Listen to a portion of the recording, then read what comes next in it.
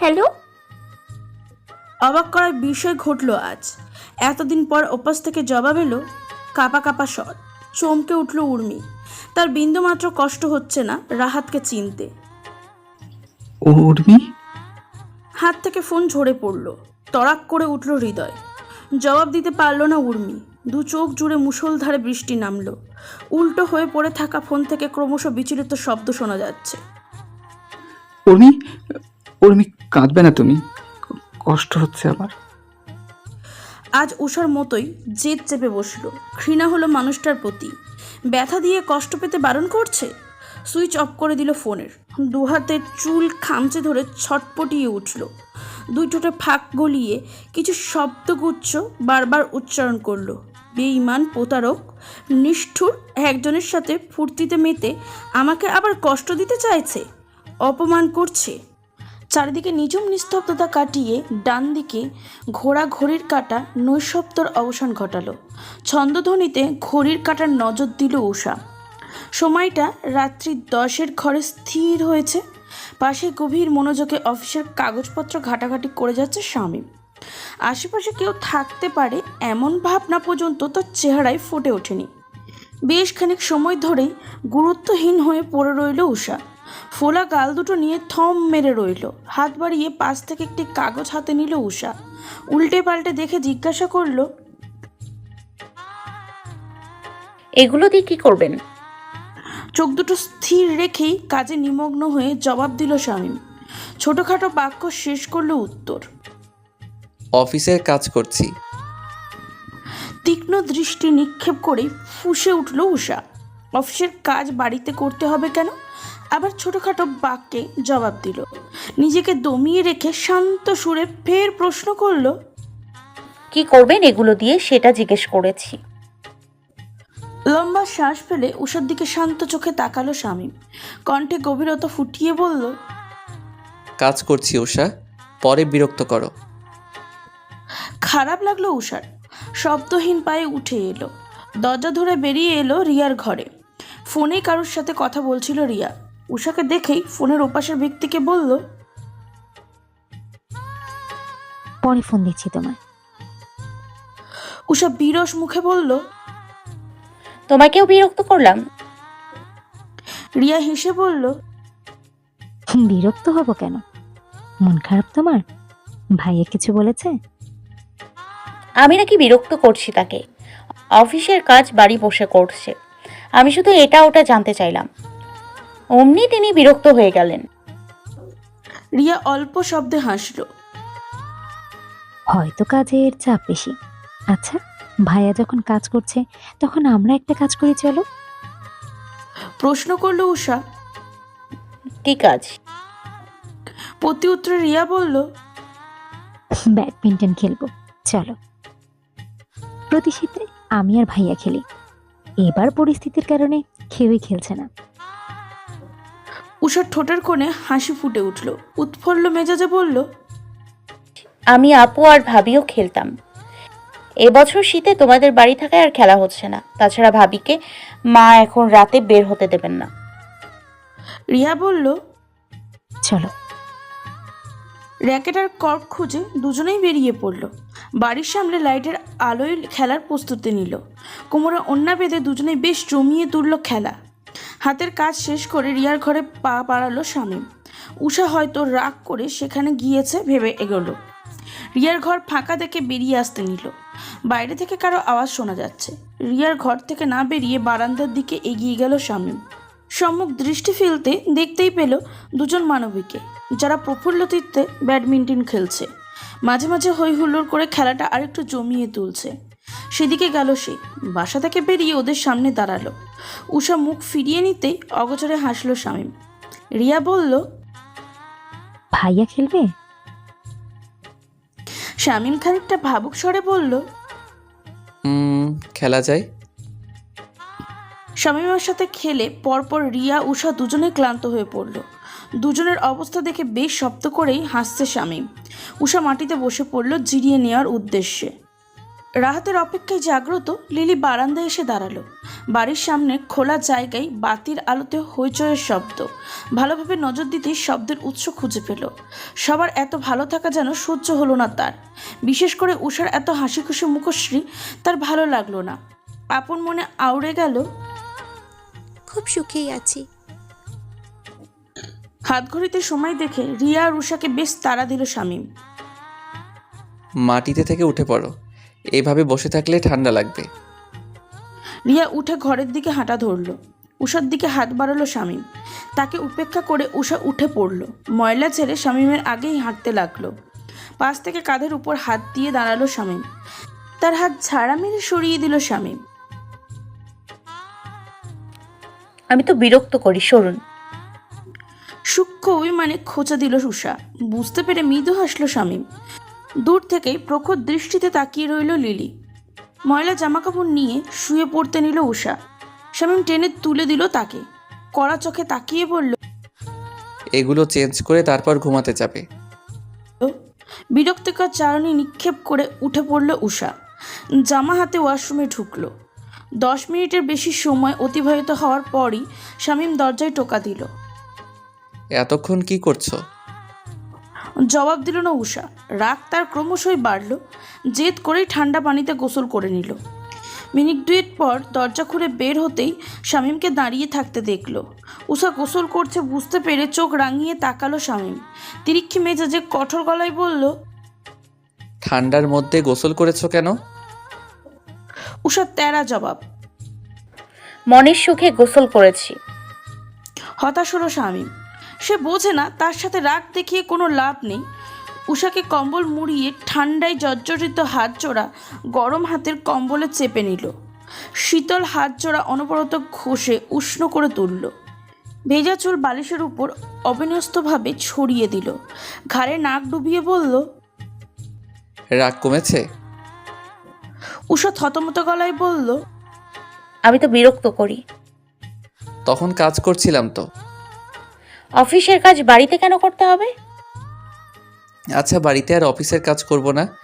কিছু হিসেব নিকেশ বাকি ছিল, আগামীকাল যাতে বেশি চাপ না পড়ে সেই জন্যেই এগিয়ে রাখছিলাম। 2 হাত চাপটে ধরে উষ্ণ বুকে মুখ গুজে দিল উষা। গভীর নিদ্রায় নেত্রপলক মুদে এলো। অভিমানের সূক্ষ্ম দেয়ালে ভেঙে পড়ল। টুপ করে চুমু খেলো শামীমের পুরুষালী গলায় ঢেউ খেলানো কণ্ঠমণিতে। কলিং বেলের শব্দের দরজা খুলল তানজিনা। বাইরে একজন লোক দাঁড়িয়ে আছে, হাতে বাক্স টাইপ কিছু। জি, কি চাই? প্রতি উত্তরে লোকটি বলল, ম্যাম, একটা পার্সেল এসেছে। ভ্রু কুচকে গেল তানজিনার। প্রশ্ন করল, কিসের পার্সেল? কার নামে এসেছে? জি, নাম দেওয়া আছে উর্মিমালা। উর্মি কিছু অর্ডার করেছে ভেবে তানজিনা জিনিসটা রিসিভ করে লোকটিকে বিদায় জানালো। উর্মির ঘরের দিকে এগোলো সে।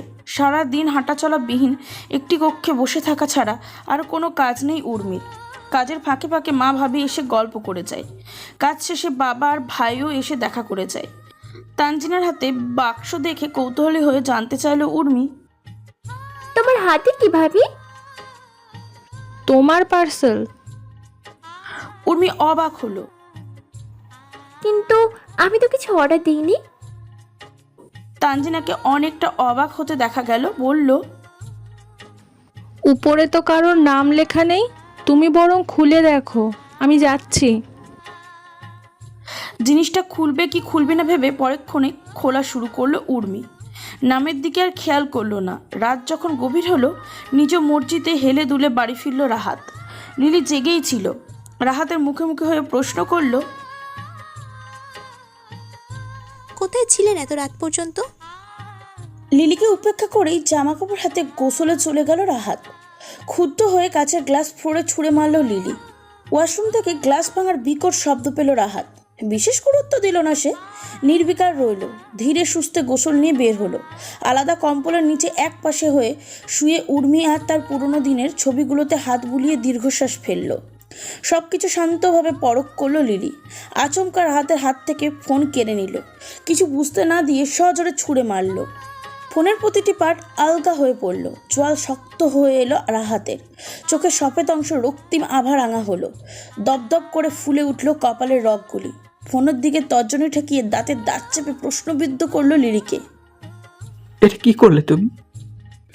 রাহাতের চেয়ে দ্বিগুণ রাগ নিয়ে লিলি বলল, দূরে থেকেও আমার জায়গা দখল করে নিয়েছে ওই মেয়ে। কি আছে ওই পঙ্গু মেয়ের মধ্যে? এক পর্যায়ে কোদ দমিয়ে রাখতে পারল না রাহাত। সজোরে চর বসিয়ে দিল লিলির গায়ে। আঙুল তুলে শাসিয়ে বলল, don't cross your limit. Urmi তোমার জায়গা দখল করেনি, বরং তুমি তার জায়গা দখল করার চেষ্টা চালিয়ে যাচ্ছ। দ্রুত কাঁচ পরিষ্কার করবে। এত সাহস কোথা থেকে পাও তুমি? ফোনের প্রতিটা পার্ট খুঁজে নিজের জায়গায় চলে গেল রাহাত। গালে হাত দিয়ে স্থির দাঁড়িয়ে রইল লিলি। এতটা মনে জায়গা দখল করে আছে মেয়েটা। কুয়াশা কাটিয়ে ঝলমলিয়ে রোদ্দুর দেখা দিল। উত্তরে হিমেল হাওয়া শরীরে পিন পিনে ঠান্ডা ধরিয়ে দেয়। গাছের পাতা ঝরে প্রকৃতির নতুন রূপ ধরা দিল পৃথিবীর বুকে। আশ্চর্য নিস্তব্ধতায় নিস্তেজ প্রকৃতি অপরূপ রূপে সেজে উঠল। ঘাসের বুকে শিশিরের ছোঁয়ার মনোরম দৃশ্য মন কেড়ে নেয় প্রতীকের। কনকনে শীতে একটুখানি সূর্যের তেজ দেহে মিষ্টি ভালো লাগার জন্ম দেয়। একটা ক্লাস ছিল উষার, সেটা শেষ দিয়েই বান্ধবীদের সাথে বেরিয়েছে। গেটের বাইরে আসতেই বাবাকে দেখতে পেল। মোস্তফা সাহেব এদিকে একটি কাজে এসেছিলেন। মেয়ের ডাক পড়তেই পাশ ফিরে তাকালেন। রাস্তার অপর পাশ থেকে দ্রুত হেঁটে আসছে উষা। মোস্তফা সাহেব নিষেধ করলেন এই পাশে না আসতে। দুদিক থেকে গাড়ি আসা যাওয়া করছে। তিনি নিজেই আসছেন উষার কাছে। উষা বারণ শুনল না। বাবার কাছে এসেই দুহাত জাপটে ধরল। ধমক দিতে গিয়েও মোস্তফা সাহেব ঠান্ডা হয়ে গেলেন। ছেলে মেয়েদের একটু বকাঝকা করে নিজেই আবার কষ্ট পেয়ে বসেন। শান্তি পান না মনে। এক হাত মেয়েকে আঁকলে ধরলেন। পাশ থেকে মোস্তফা সাহেবের সঙ্গে থাকা লোকটি বাবা মেয়ের ভালোবাসার মুহূর্ত দেখে হেসে উঠে প্রশ্ন করলেন, আপনার মেয়ে? জি, ছোট মেয়ে। উষা জিজ্ঞাসা করল, বাবা ওদিকে কোথায় গিয়েছো? পাশের লোকটি দেখিয়ে মোস্তফা সাহেব বললেন, তোমার এই আঙ্কেলের সাথে কিছু কাজ ছিল, ওনার সাথেই গিয়েছি। উষা এবার ঠিক করে পাশের লোকটির দিকে নজর দিল। মিষ্টি হেসে সালাম দিল। লোকটিও প্রশস্ত হেসে সালামের উত্তর দিলেন। মোস্তফা সাহেব মেয়েকে জিজ্ঞাসা করলেন, কি খাবে বলো, নিশ্চয়ই খিদে পেয়েছে। Spirit can.